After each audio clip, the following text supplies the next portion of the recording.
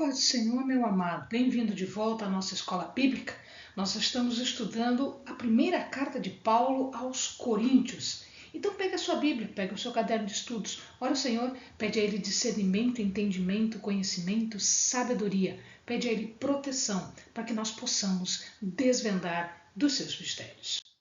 Muito bem, nós já estamos numa parte mais adiantada, onde Paulo está falando acerca de alimentação e de idolatria e em relação a alguns direitos. Mais especificamente, este vídeo vai falar do capítulo de número 9, que trata dos direitos dos apóstolos.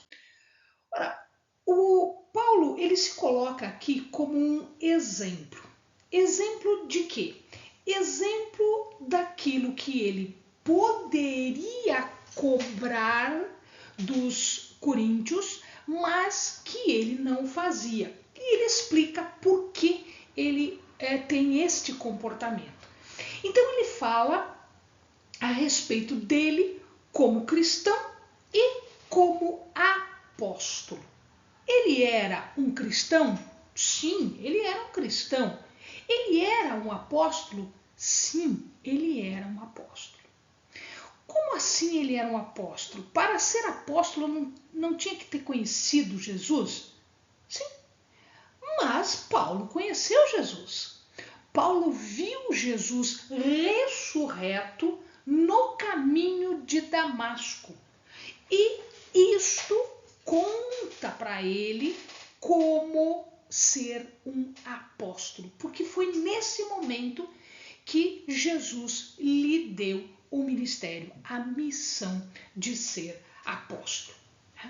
Então, ele começa a se colocar, a dar as suas características. As pessoas sempre acham, porque eu tenho direito disso, eu tenho direito daquilo. A gente vê isso no nosso dia a dia. Eu tenho direito disso, eu tenho direito daquilo. Paulo também tinha direito, mas ele não usava deste direito. Além disso, além dele não usar desse direito, ele também dizia o seguinte, que quando nós exercemos um direito nosso, nós precisamos observar se aquele nosso direito sendo exercido, ele não vai prejudicar as pessoas. E isso Paulo achava errado. Por isso que ele, mais do que ninguém, por ter convertido os coríntios, por ter ensinado os coríntios, ele achava que tinha direito? Sim, e ele tinha mesmo direito. Ele vai explicar isso na medida em que ele fala no capítulo 9. Mas ele não usa do direito que ele tinha.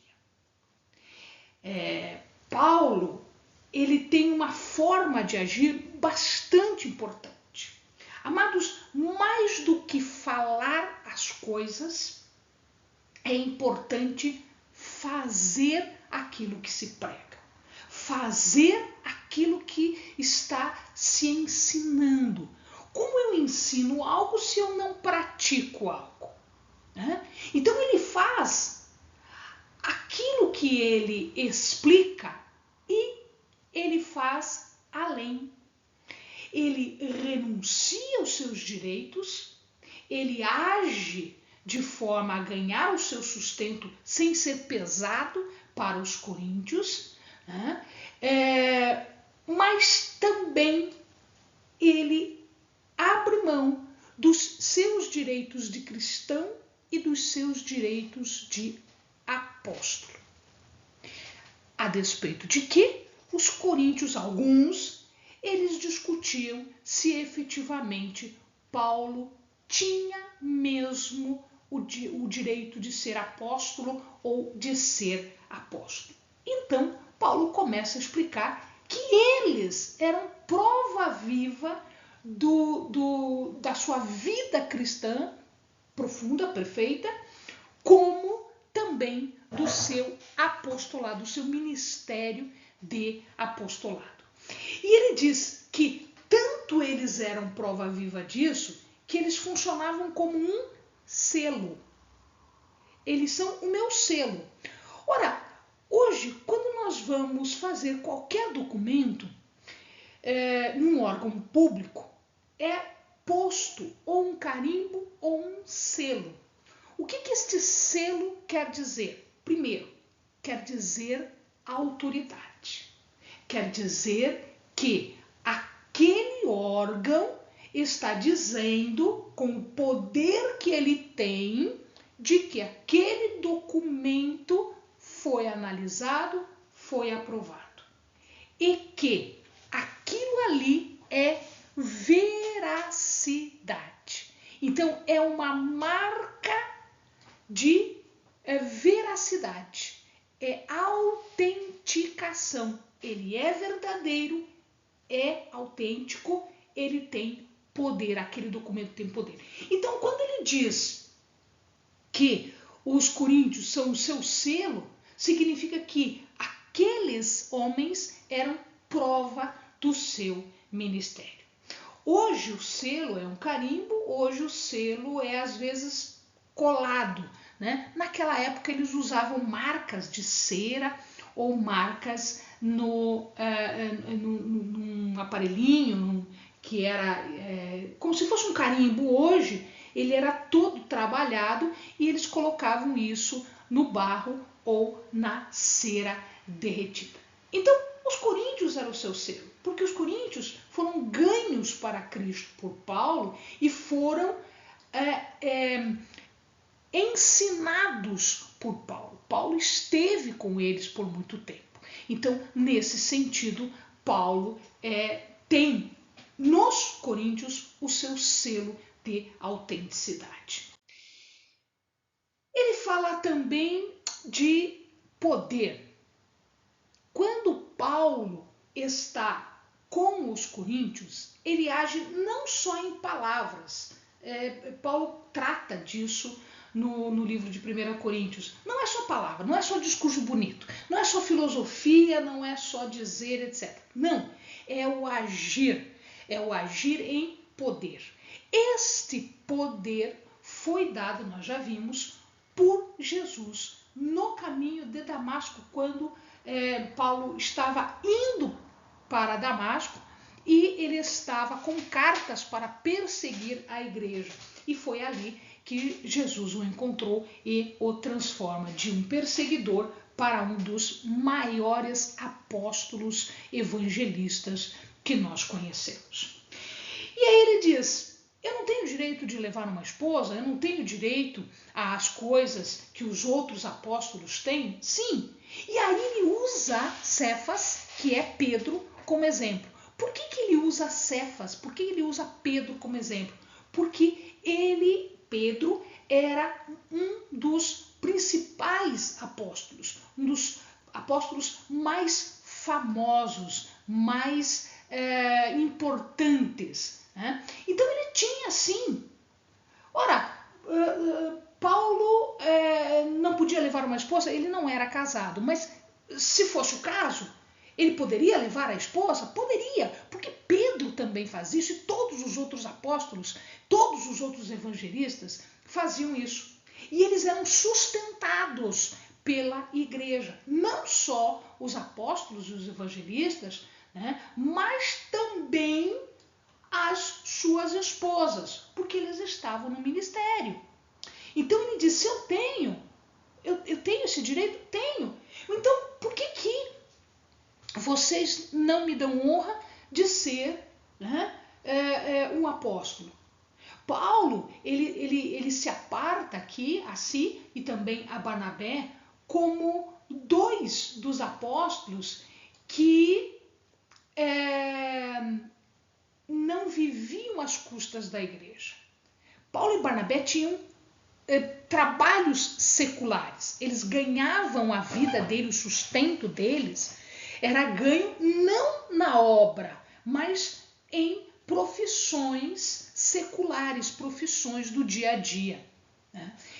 E aí ele usa como símbolo, né, aqui algumas colocações, como, por exemplo, o soldado que luta tem direito àquilo que ele conquista. Quando eles ganhavam as guerras, os soldados repartiam os despojos, ou seja, aquilo que foi retirado do perdedor. O homem que planta uma vinha, ele também tem direito a usar da vinha, ao fruto e a todos os derivados, vinho, etc. E aquele que apacenta um rebanho também tem direito. Um direito que ele tem que é dado pelo próprio trabalho. Então, aquele que apacenta o rebanho tem direito de comer da carne e de usufruir de couro, lã, enfim, aquilo tudo, leite, né, que o rebanho lhe oferece. Então, eles tinham direito também, como o soldado tem, como o vinhadeiro tem, como o pastor tem. Ele, como apóstolo, também tinha direito em relação às comunidades onde ele trabalhava. O obreiro cristão, né, ele tem direito a repartir e a usufruir daquilo que ele produz. É isso que Paulo está dizendo aqui. Ele está lavrando, ele está colhendo, ele está criando gado, ele está produzindo uva, frutas, etc. Deus, claro, supre todos as suas necessidades. Mas ele tem o direito de, com o seu trabalho, ter um sustento. Ora, qual é o trabalho do apóstolo? Qual é o trabalho do evangelista? É criar igrejas, educar, ensinar as pessoas, é levar para Cristo, levar a mensagem, e, portanto, ele teria também direito de usufruir daquilo que estava sendo produzido. Mesmo que o que estava sendo produzido era espiritual, mas ele tinha direito, sim, daquilo que eles poderiam suprir nas necessidades de Paulo. Mas Paulo não usava desse direito. Por que ele não usava desse direito? Porque ele não queria criar obstáculo ao evangelho.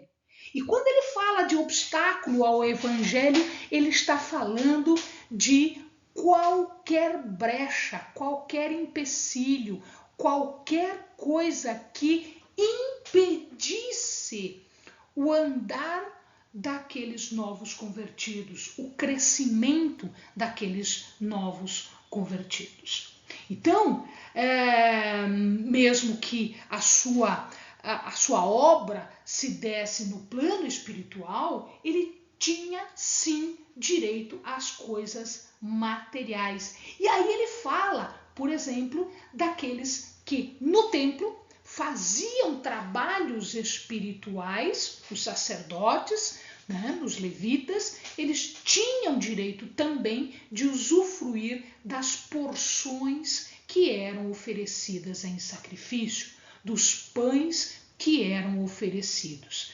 Então, neste caso, eles tinham obrigação, sim.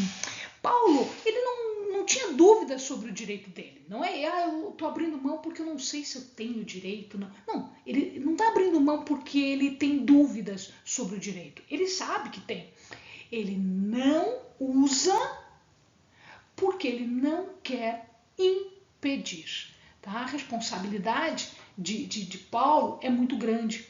E, inclusive, ele usa isso como fundamento do galardão. Então, ele abre mão disso, e isto é uma situação que vai lhe trazer galardão, que vai lhe trazer benefícios. Pregar o evangelho não é matéria para ficar arrogante, orgulhoso, jactancioso. Não. Pregar o evangelho é um ministério, é uma obrigação que Deus dá a certas pessoas. Portanto, ele implica em obrigação, ele implica em responsabilidade. Ai daquele que faz negligentemente o trabalho do Senhor. Paulo, ele tinha que pregar, mas ele não precisava pregar sem cobrar nada. Este era o galardão de Paulo. Esta a sua suprema remuneração, que é o galardão. Por isso, não usava dos seus direitos, para não impedir o progresso das pessoas e para ter um galardão, né? Ele era um homem livre. Aliás, ele se orgulhava de uma coisa, ele se orgulhava da cidadania romana. Isso fazia toda a diferença na época em que Paulo vivia.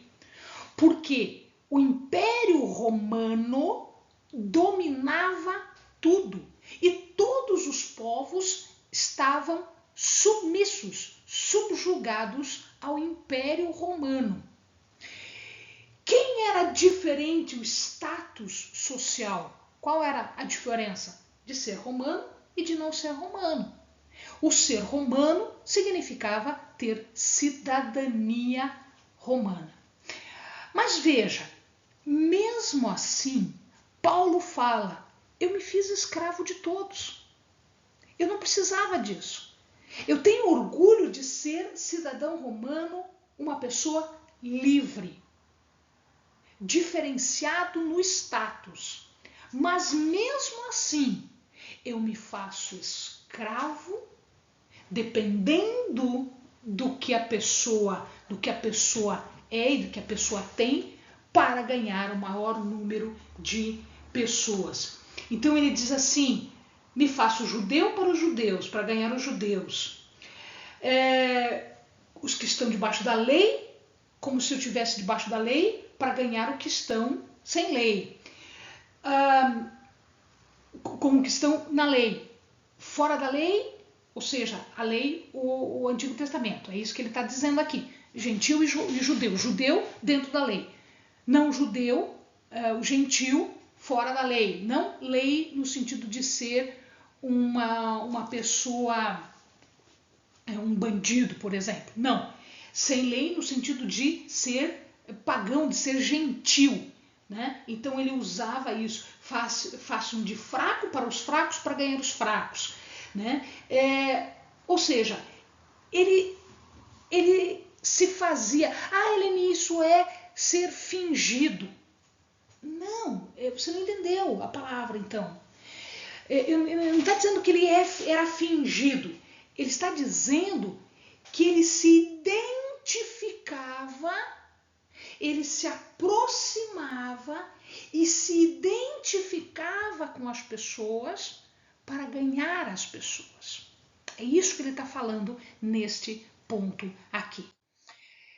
Ele estava disposto a fazer o máximo possível para satisfazer as pessoas, inclusive se fazer escravo dela. Né?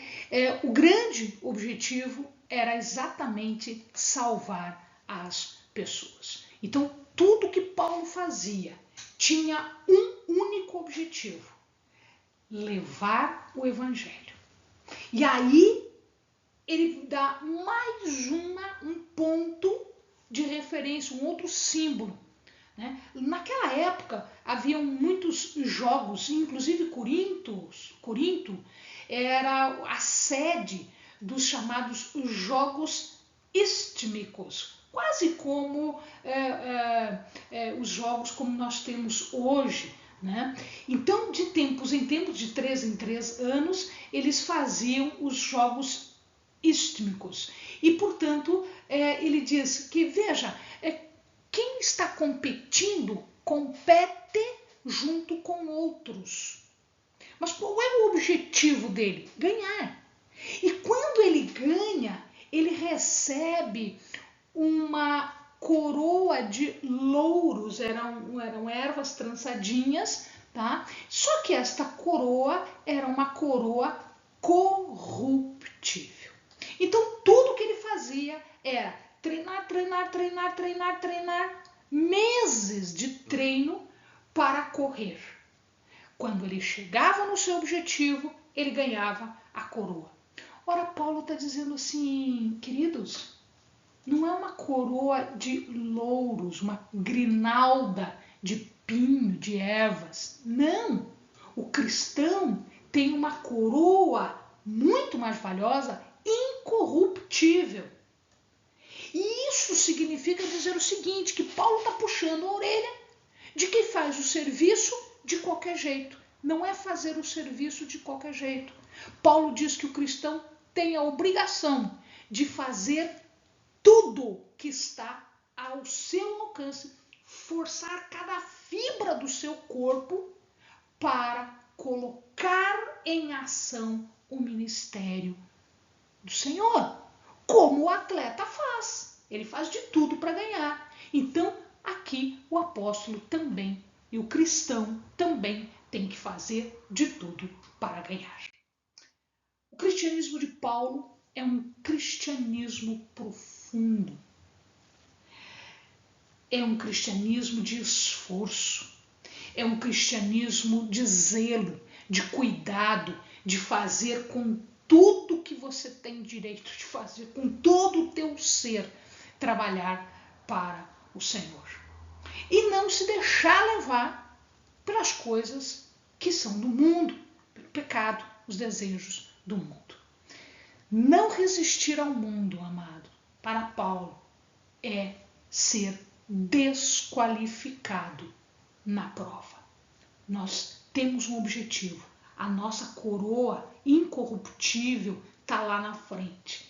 E nós temos que fazer todo o possível para chegarmos na linha final, para recebermos a nossa coroa. Qualquer falta disso é desqualificação. É não receber a coroa. Amém, amados? Bons estudos.